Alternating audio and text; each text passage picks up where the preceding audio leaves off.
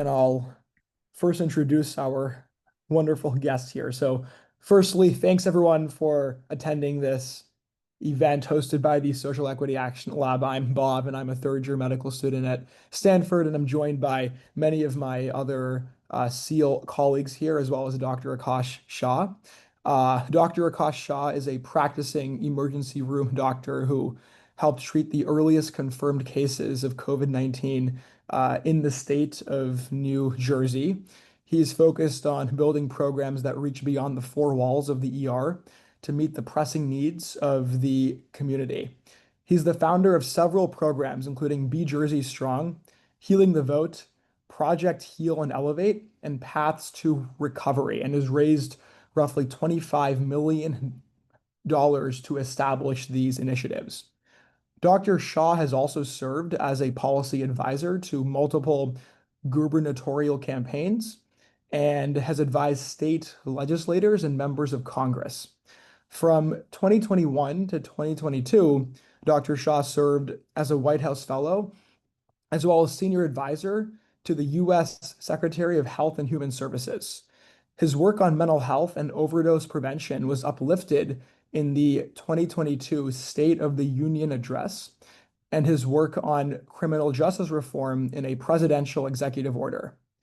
He's the author of several peer-reviewed publications, op-eds, and policy reports, as well as the anthology, The Soul of a Patient, and he obtained his MD from Harvard Medical School. He completed his MBA and MSc in comparative social policy from Oxford University as a Rhodes Scholar. He received his BA and BS from Ursinus College, and he was awarded an honorary doctorate from Centenary University for his broader contributions to public health.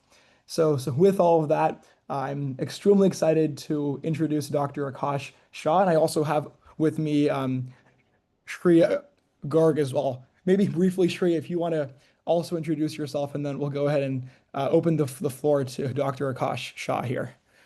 Hi everyone, my name is Shreya Garg. I am a junior now at the University of Georgia studying genetics and economics, and I'm very excited to talk more to Dr. Shah and alongside Bob and learn more from this experience. Excellent. So we really appreciate you once again being here, Dr. Shah. And I'd love to just start off by asking you to go back a few years to the onset of COVID. What actually was it like being involved in those early days and actually treating some of those early confirmed cases in your state? And more broadly, how did that shape your perspective on public health and emergency medicine? Yeah, I appreciate you asking that and happy to answer. First and foremost though, just want to thank you. Look, that was a really generous and formal introduction, but among the many hats that I wear, one of the best or some of the best are that I get to be friend, collaborator, colleague to Bob, to Shreya. Shreya and I have done some work together recently, and I owe her some revisions on one of the projects we're collaborating on. So it is just really good to be here with you all, and I'm looking forward to working with several more of you in the weeks ahead. So to answer your question, Bob, I think when I think back to that period, so this is like March 12th, 2020 was when we had patient zero. It was actually a patient of mine over at Hackensack University Medical Center. And what really stands out to me is just like the confusion. Like it was a once in a century pandemic, as you all know. And like there was just so much confusion. Like I remember a buddy of mine who's actually got his own statewide campaign over in Michigan at the moment, and has a podcast. And he like reached out to me and was like, "Hey man, like you're in the ER, you just had patient zero. Like, what's the deal? Like, what kind of advice are you getting? Like, are you wearing masks? Are you wearing gloves?" And I think literally my reply to him, I took it from the hallway outside the ED, was like, um, no, I think right now we're just wearing like this and that because we're not sure. Like we don't think it spreads. We don't think it's airborne. We think it's just like contact and stuff at the moment. And in retrospect, of course, that wasn't the case. But it just reminded me of like when these once in a century like pandemics happen, when these rare crises come together, like you have to go back to first principles, and like even the most basic things like, hey, how does this infection spread, was totally up for debate. And so to me it was like any unlike anything else we've faced in medicine where we've got some foundational knowledge. This was one of those moments where we're like, whoa, we don't know what it is, we don't know how it spreads, and we're trying to figure all this stuff out in real time while people are crashing in the emergency department, and we're actively trying new techniques and swapping, admittedly anecdotal tips and tricks in terms of what's helping and what isn't, and what. So I think that really stands out to me above all else. That it is an exceptionally confusing and disorienting time, especially in those early days and the early weeks. Um, so I think that's what stands out to me. I think what it uh, taught me about our public health system. I mean, in some ways, it's a trite but nonetheless true insight. It's like when it comes to public health, it's one of those things when it's working well, you don't even realize it, and when it breaks down, it's the only thing you can think about. And I think in those early weeks, we witnessed a complete breakdown in our public health system. Just to share an example, and I don't want to ramble too long, um, but sort of the anecdote I'll share, what I took away from it about our public health system was one that like it's critically important, which trite but true, and the other that like leadership, public health leadership matters. And so the example that comes to my mind is I remember this is probably like day two or day three after our first confirmed case, and I go into the emergency department and it's like I've never seen it before. Like I open up the board, the track board where you see who's in which room and who's in the waiting room. And there's literally like 8, 9, 10 hour waits. Never been the case. Usually we see patients within minutes of them reaching our ED, and yet there's 8, 9, 10 hour waits. And I, for the life of me, can't figure out what's going on. And then I look up into a patient's room and I see on the TV the president of the United States, the then president, and a little ticker underneath just saying, "Yeah, we have all the tests you need. Just go to your emergency department," or something to that effect. And I remember just standing there being like, "Wait a second, that's why everyone's here." And also, like, I literally turned to my colleague and I was like, "Wait, we have tests for this stuff?" And they were like, "No, not that I know of." Eventually, I'd find out that the state of New Jersey didn't have any, and in the weeks ahead, they'd only have like one or two tests. But like to me, it was a reminder of like, oh, leadership matters. And when the leadership isn't there, when the system breaks down, you get these sort of things. You get people with mild symptoms now crowding into an emergency department. Um, and if they didn't already have COVID, they sure as hell were leaving with it because they were at precisely the wrong place at the wrong time. All because the messaging from the top wasn't thoughtful, wasn't accurate, wasn't true. So those are like rambling answers, Bob, but that's like the sort of raw memory that the raw memories that come up for me when I think back to that time. Thank you so much, Dr. Shaw, for your answer. And you kind of mentioned this breakdown in the public health system and the importance of public health leadership, and you yourself are a leader in this space. And so I'm really interested in kind of the implications of COVID-19 and these gaps that you mentioned were kind of exposed during the pandemic. And if you could speak more about your public health initiatives and programs that you've established and what you aim Mhm. to address with those programs. Yeah. It's a great question. Yeah, I'll share an example of it. And I think it's pretty pertinent to team here. I'm trained in emergency medicine, but really what I like wake up and fall asleep thinking about is how do you reach beyond the four walls of the emergency department to meet the needs of the community? And so over the past decade plus now, that's taken several different forms. The very first one of the ones I'm most proud about, was something called Be Jersey Strong. It was an effort to connect the uninsured to coverage. This was shortly after the passage of the Affordable Care Act, Obamacare. And as some of you might recall, there were lots of folks who were eligible, lots of folks who were interested, but who had a really hard time enrolling. And Jersey, where I am, where home is for me, was top 5 in terms of number of residents who were eligible, interested, but had not been able to enroll. And in speaking to a lot of these patients, one of the things I realized was, hey, you know what they need is something akin to a knowledgeable neighbor, someone who could sit down with them, talk them through the enrollment process, and if they were interested, answer whatever questions they had and assist them with enrolling in the same way that a knowledgeable neighbor might. And then as I reflected on that, I thought, hey, wait a second, why can't I was a 4th-year medical student at the time. I thought, why can't we, medical students and pre-medical students, be that knowledgeable neighbor? And so part of what we developed through Be Jersey Strong was a grassroots movement that used a very simple playbook.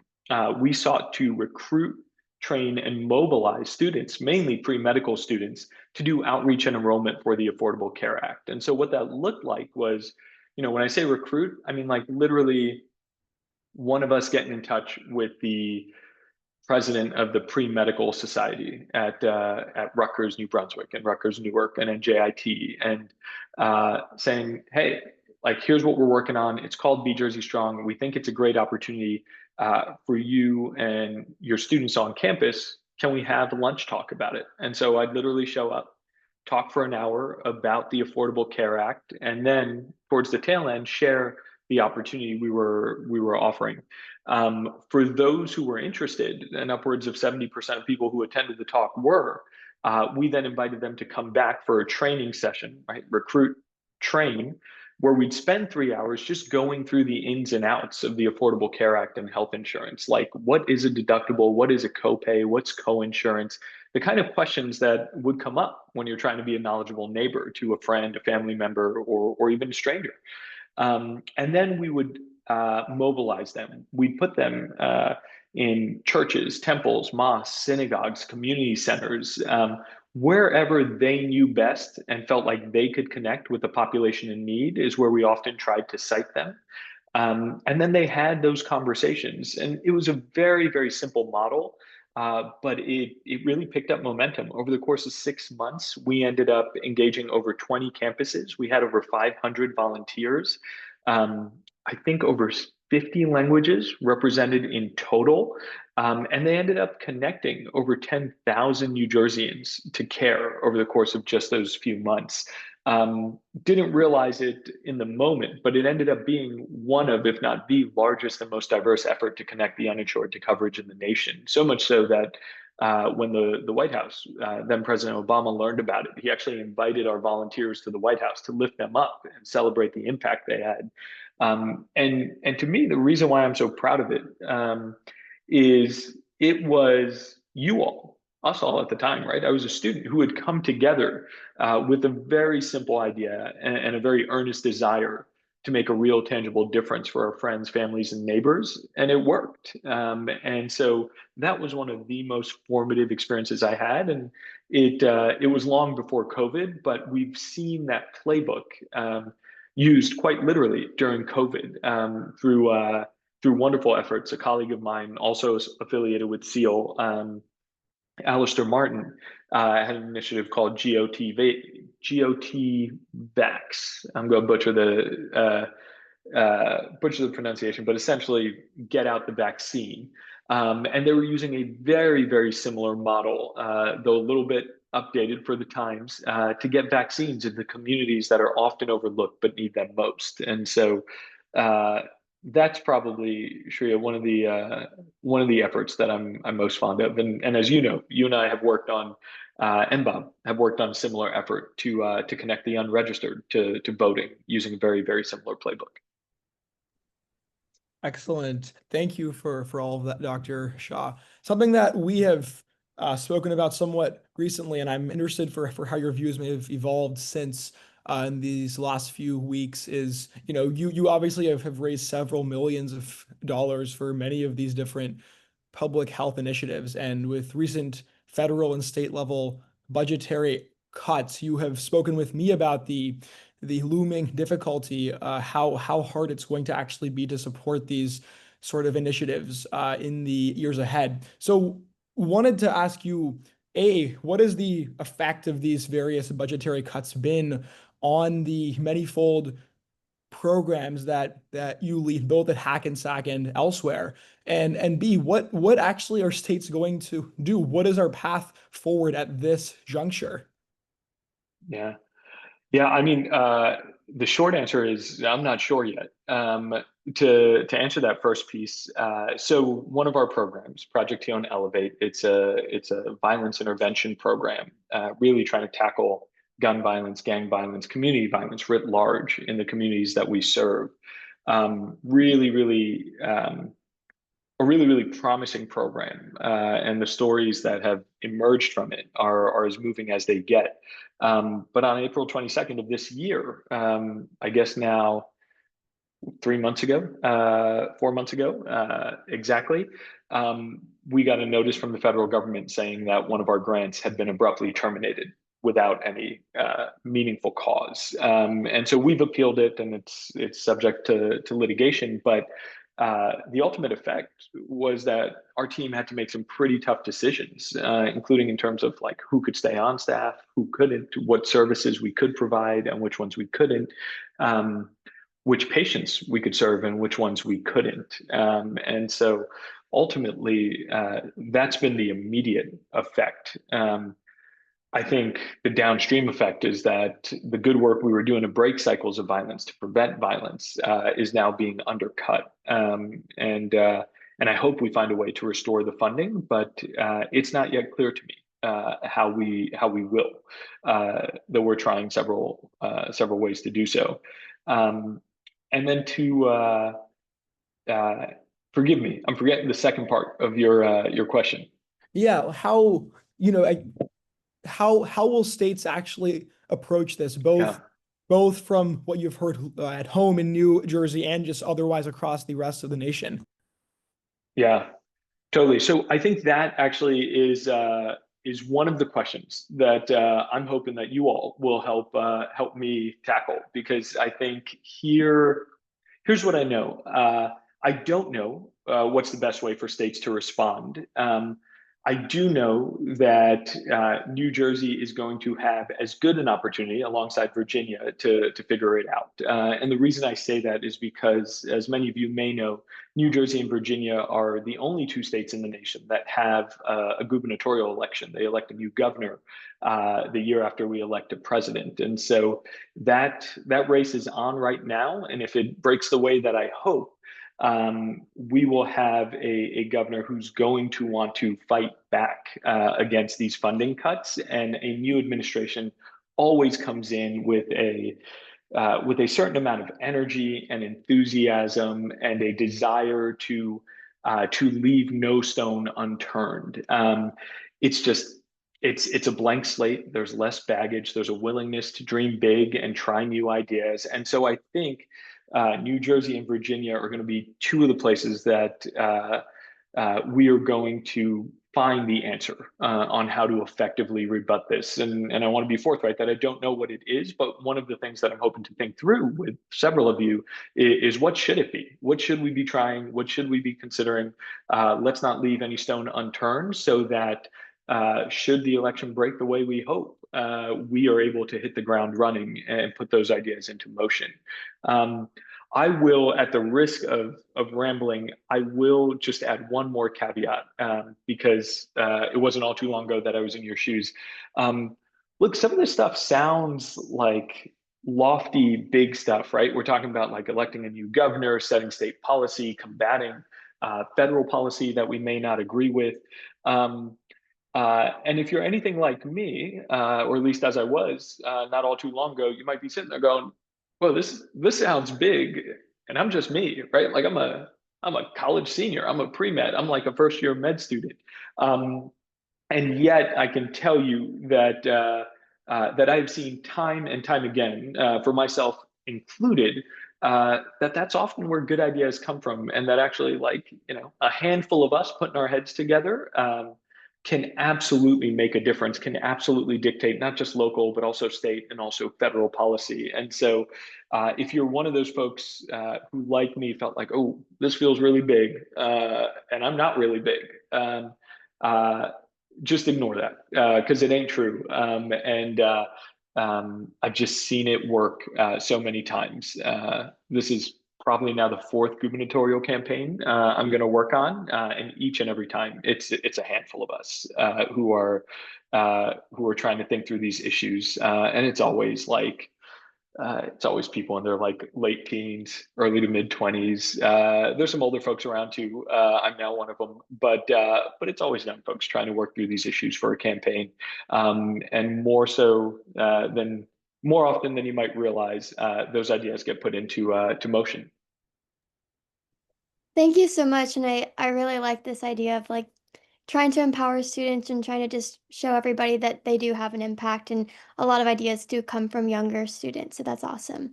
I do want to touch a little bit on the point that you made about the federal cuts and state healthcare changes and just kind of how unclear the situation and the kind of the field of medicine really lies right now.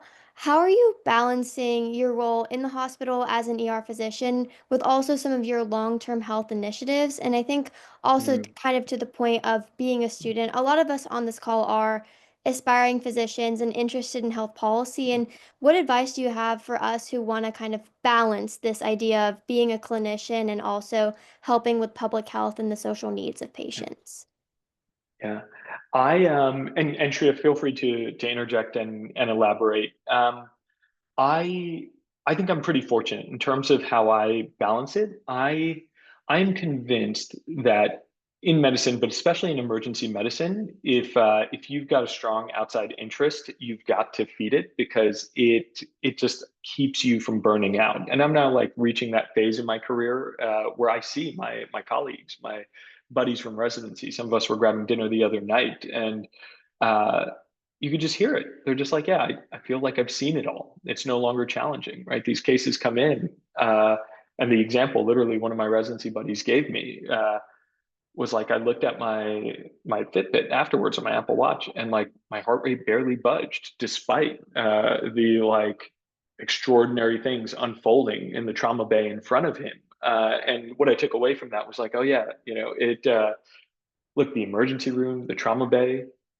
probably as exciting as it gets, at least for some of us. And nonetheless, after you've done it for 5, 10, 15 years, your heart rate literally does not budge. And so, part of what I think we ended up talking about was like, hey man, I feel very fortunate that I've got this passion for policy and programs, and that, I still work in the ER, but at this point I do so once or twice a week. And the rest of it is working on things that I feel deeply passionate about, building out these programs, some of which I've described, working with you all on things like this. And so um, I think it's not only possible to balance these things, but I actually think it's necessary, right? If you're built like me and you've got a passion for this stuff, if you don't find a way uh, to both work at the bedside, but then also address some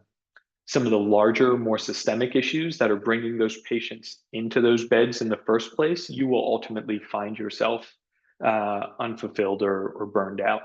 Um, Pivoting a little bit to the second part of your question, for students specifically, I would just um, I would just keep in mind that there are seasons uh, to both your life, but also to your career. And so there's going to be seasons where you are going to be just like memorizing the cranial nerves and like focused on getting as good a score as you can on step one or step two. And then there will be seasons where you are just hammering away at policy memos or building out a nonprofit or running for office or founding a startup. But it's okay for these things to happen not in parallel, but sometimes in sequence. And sometimes you can do them all at the same time, but sometimes, there's like a year where you just do the studying, and then there's like a year where you kind of do the startup, and then there's a chapter where you start doing both, and that's okay. Be kind to yourself if you find yourself alternating between these things. I think that was particularly true when I was a student. I'll just end on a last interesting question, which is we've obviously spoken at length about health policy and trying to affect change from the public sector. What, after having several years now of expertise, what are your views on the potential efficacy of leading change through the private sector, especially when it seems like in some states or in some eras, some years, maybe our public sector is actually failing us, at least as it pertains to health care and health access. Yeah. Yeah, I think we need it all. I know that answer isn't particularly profound, but I think we need leadership in the private sector. I think we need it in the public sector. Um, I think if my experiences to date have taught me anything, it's that, and it might sound cheesy, but I do think it's true. It's that anyone, anywhere can exercise effective leadership. Right? A bunch of uh, students who show up maybe for the free pizza, but who listen to you about Obamacare could end up in just a few months' time uh, connecting more of our friends, families, and neighbors to coverage, to health insurance than any of their counterparts anywhere across the country. And I think. Yeah, so I think that's true. I think like that's not that example isn't from the private sector, but I think that larger point that like anyone anywhere can exercise leadership effectively is absolutely true. And so I welcome folks trying to do it through the private sector. I welcome folks trying to do it through the public sector because uh, you never know which one of those is actually going to break through. And so I think everyone should try it all. And one of us will bring about the change that we desperately need. Excellent. Well, we just once again want to really express our appreciation for your speaking with all of us. If you have any words that you would like to leave us all with just before we shift into the smaller group meeting, we would also very much appreciate that. Yeah, I am. No, I'm trying to think back to some of the experiences that were most formative for me, and when it comes to like developing my interest in policy, a couple of themes jump out to me. But the one I wanted to share here is I'd encourage folks to not shy away from opportunities to contribute at the local and state level. I feel like when I talk to students, there's often, for understandable reasons, and this was true for me too, a desire uh, to work or intern at the White House or on Capitol Hill to advocate for federal policy. And I applaud that, and I think that's wonderful, and I think folks should pursue it. But when it comes to my particular journey, what really worked for me or made all the difference for me wasn't those things. It was actually um, just to get very in the weeds uh, in hopes that it's illustrative, was working for my local legislator. Her name's Loretta Weinberg. She was in the state legislature. She was considered the matriarch of the New Jersey state legislature. The way we got connected, I was lucky enough to win a scholarship. The local paper did a write-up. She wrote a letter to the editor saying, "Hey, that's awesome, but hats off to not just him, but his parents, his teachers, his coaches." And when I saw that letter, I went into her office just to say thank you. And as we got talking, she was like, "Oh, you're interested in health policy. Why don't you intern for me?" And and I had one of these. I was just kind of surprised because I was like, "Wait a second, you're like in the state legislature. You've got like teams that work on this. That feels big." And I'm just like someone who just graduated college on my way to med school. And then as I jumped into that work, I realized, oh no, wait a second. Like, I actually do have something to contribute here. And And that was my introduction to health policy, and what really sparked my love of it. And I was very proud of the things that I was able to contribute to in her office. And the those are things that I still like talk about today, write about today when I'm applying for something or interviewing for something. And and so I'd encourage folks to look at those opportunities, because there are, I think, fewer people consider them, and so uh, you're more likely to get a meaningful policy experience, and make a real tangible difference for folks, than you may realize.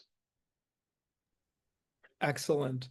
Thanks again, Dr. Shah. We will certainly take all of these words to heart, and we really do appreciate just your vast knowledge and expertise on all of these different issues that we are constantly thinking of and are deeply uh, passionate about as well. So thanks again.